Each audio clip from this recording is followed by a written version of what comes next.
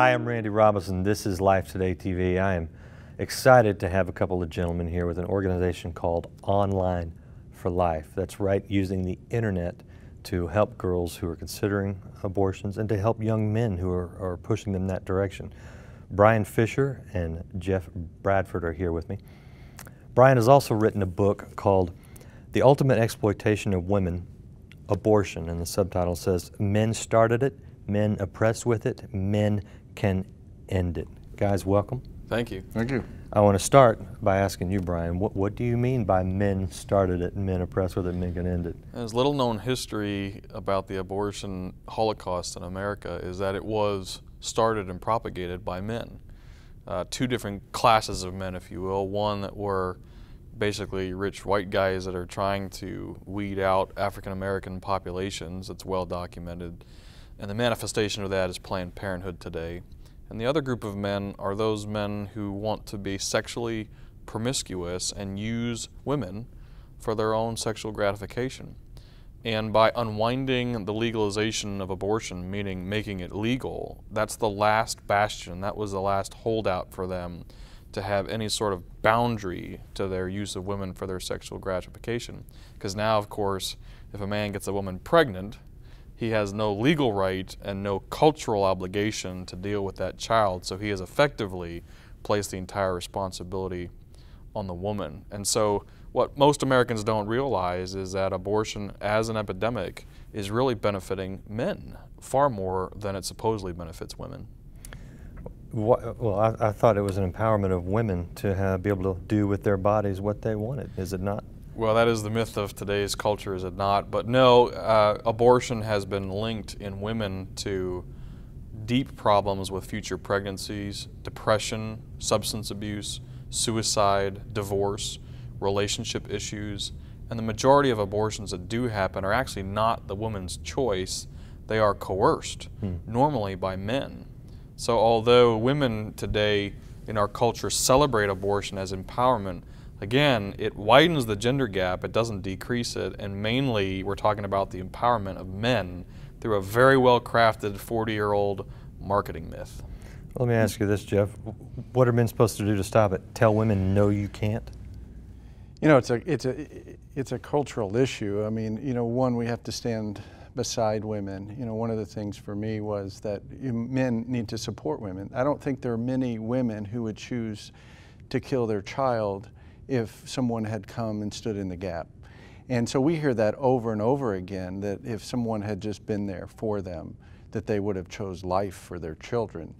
And so I think men need to stand up and be men, first of all, and do the right thing, and obviously not get into that situation in the first place. But if so, we need to be men and stand beside the woman. Yeah, good point. Tell them yes, you can. Yes, you Instead can. of no, you can't. In other words, yes, you can raise a child or adopt it. I'm adopted. I'm a big fan of adoption.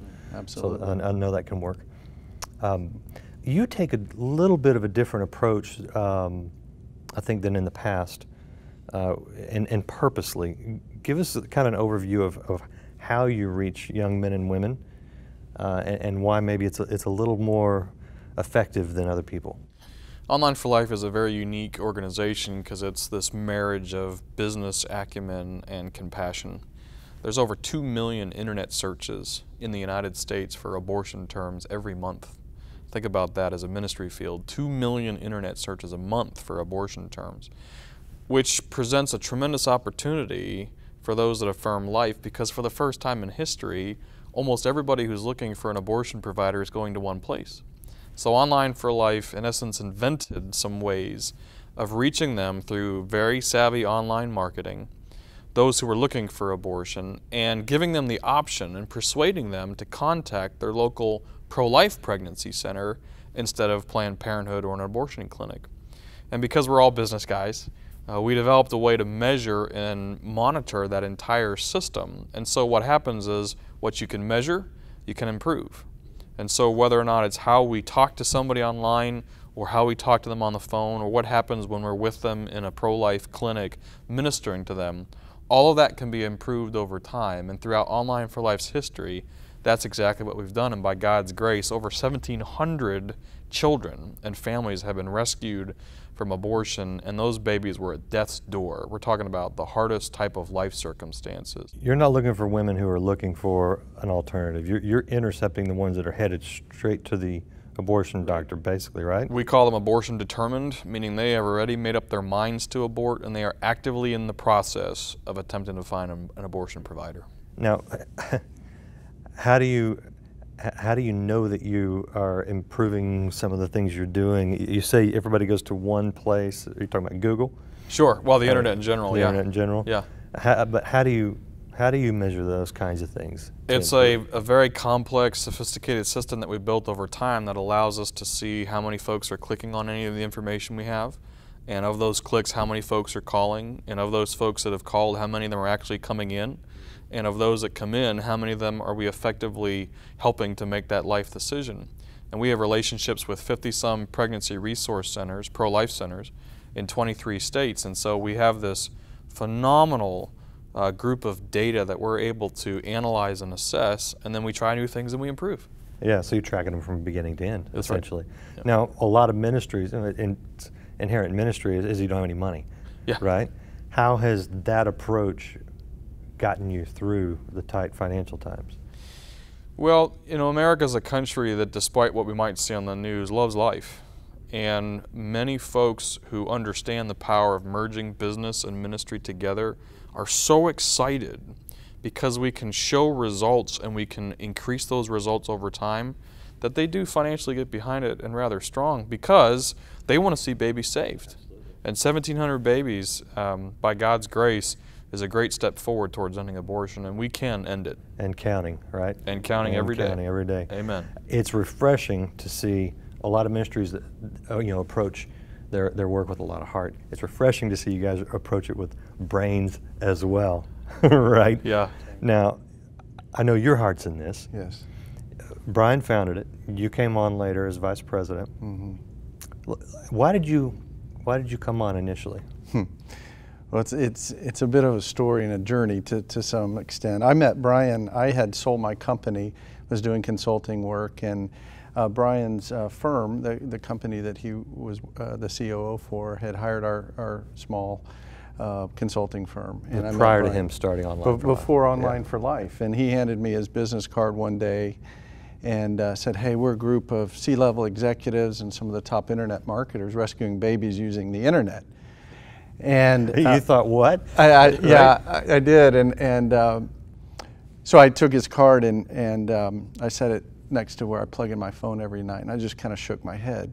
What Brian didn't know at that time, it was really the first time in 15 years at that point that I had dealt with a decision now 20 years ago where my wife and I got pregnant during our engagement.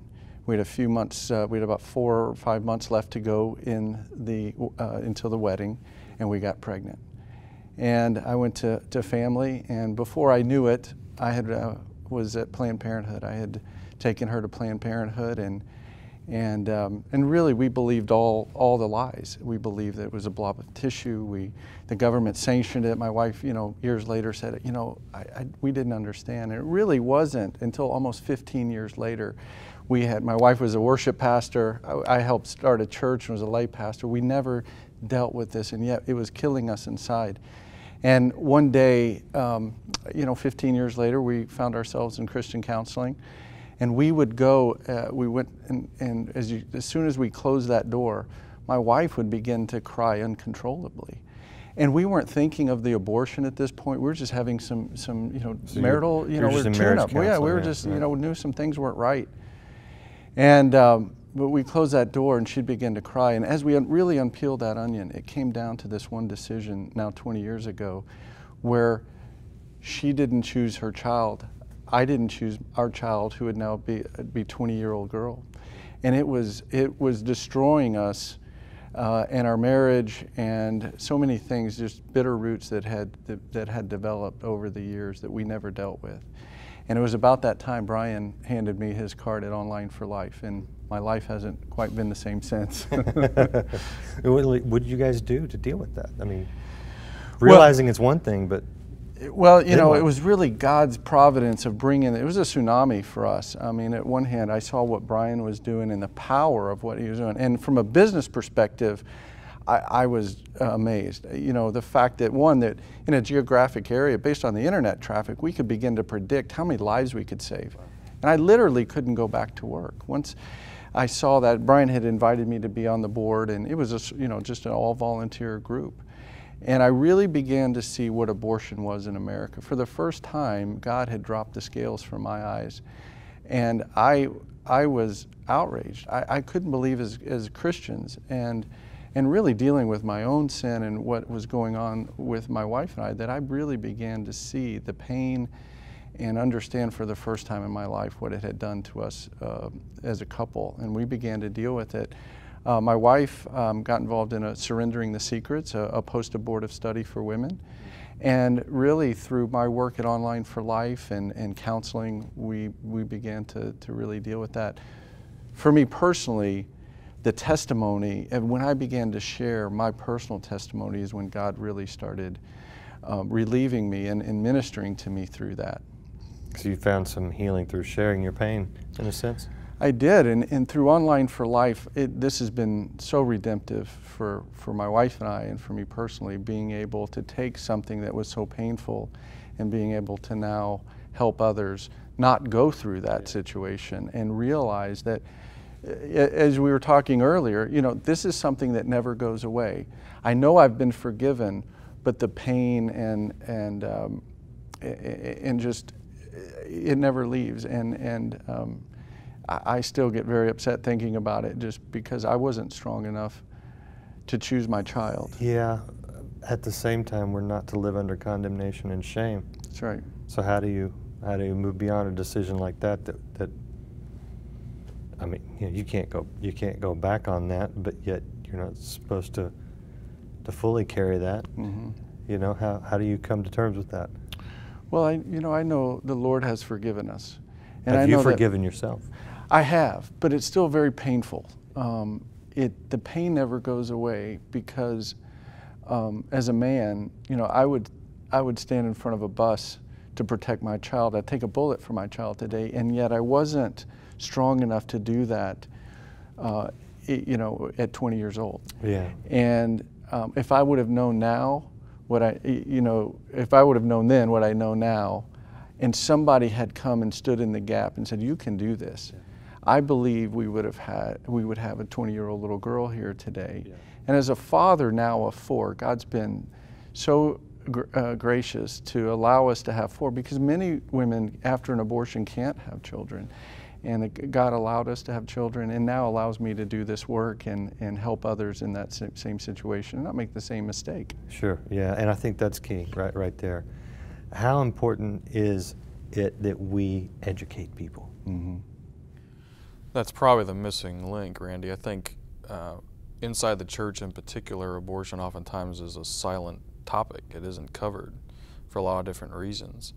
And if the church is able to extend that grace and compassion and forgiveness of Christ, I think we're going to see amazing awakening.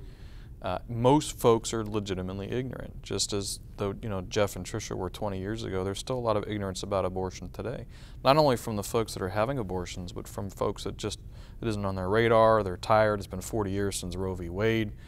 But the reality is, it is the leading cause of death in America, and it is the worst Holocaust in American history. It's killed more than 9 times the amount of Jews who were killed in the Holocaust. You keep throwing that word out, and that would be considered by many an incendiary word. Yeah. Why do you choose to use it? Well, because the Holocaust by definition is the eradication of an innocent people group. And when you talk about 55, 56 million American children are the most innocent possible. Are the most innocent and voiceless possible. I think that word's probably weak. There's got to be stronger words than that. But that is the amount of education that we need to bring into the church and into our communities. And we will see radical spiritual transformation when we're able to talk about it and we're able to extend that forgiveness and that healing. Yeah, and that's key, because most people see the church or the pro-life movement as extending shame and condemnation. Right. And definitely not what you guys are doing. No, right. It is about forgiveness and healing. I think it's also important to say that you guys are not just there for the moment a woman or young man decides to keep a child, but you're now working beyond, you know, and plugging in with adoption agencies and groups. And so, I mean, it's not just about preventing abortion, but it's about caring for the children. How important is it that you take a pretty holistic approach to the whole process? You know, I mean, the key to ending abortion is discipleship. And discipleship implies a long-term, messy, dirty, get your hands in it relationship. And so when we encounter somebody who has a crisis pregnancy, it is primarily, initially, about rescuing that child and that family. But oftentimes there are needs that brought the woman into that crisis in the first place. And they need to be surrounded by love and compassion and tangible help. It might be drug and alcohol abuse counseling. It might be a food pantry. It might be gas money. It might be spiritual community. Oftentimes it is. Those things all need to be provided. And so if we're legitimately going to be Christians in this process, we need to be willing to get our hands dirty and link arms with these folks. Yeah, yeah. Great, great stuff. If somebody wants to learn more about your organization, possibly get your book, what's your website? Onlineforlife.org. Online, the word for, F-O-R, life.org. And they can get the book, they can download our free prayer app, they can get lots of information on us there. And you didn't say this, so I will. They can support you guys. Sure. You do take donations or 501c3? Yes. So if you want to help, stop abortions, help these guys. They know how to use the money in the most effective means possible to reach the girls right where they're at, because they're online and they're looking for answers, and they can give them the right answers. Guys, thank you for what you're doing. Thank you. And thanks for taking a few minutes to just kind of share with us your heart, your work, and raising the awareness around this issue. That's great to be with you. I really appreciate it. Thank you for having us.